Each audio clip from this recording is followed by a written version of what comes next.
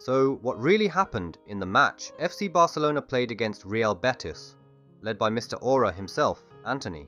Well, although Barca were unable to take full advantage of the loss that Real Madrid took earlier the same day against Valencia, of all teams, Hansi Flick's men still ended the game with a single point. At face value, this doesn't seem much at all, but at the end of the season, every single point counts and has many times made the difference between winning and losing the league. If you watched the full match, it was easy to notice Barcelona were not playing to their full potential, as we have seen them do almost all season. Some speculate the Blaugrana players were holding back as they have a quarter-final Champions League game against Dortmund in just a couple of days, while others speculate fatigue was the reason. If it wasn't for Gavi's goal, Barcelona may have struggled to take anything away from this game. Players such as Raphinha, Kounde, Ferran Torres and Balde were really off their game, missed passes and being ineffective in the final third. Something we haven't seen all season from the four Barcelona stars. And then there's Lamine Yamal, who missed chance after chance. There were several occasions where the young La Masia sensation could have made an easy pass to one of his teammates, which would have been tapped in. The final third decision making seems to be on and off with Lamine. In the big Champions League games or any game against Real Madrid, Lamine's decision making is at the highest level. But it's easy to notice this hasn't been the case recently.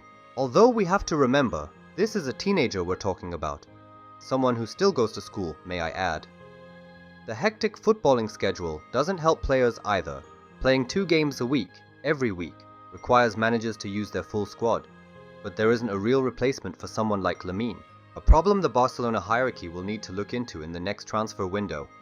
There is a lot of noise surrounding the dropped points Barca lost against Betis, especially from rival fans who are always ready to pounce anytime the Blaugrana team doesn't wipe out their opponents. But if you actually watched the complete game and not just some highlights, you'll understand why this Real Betis team has been praised so much in the last few months.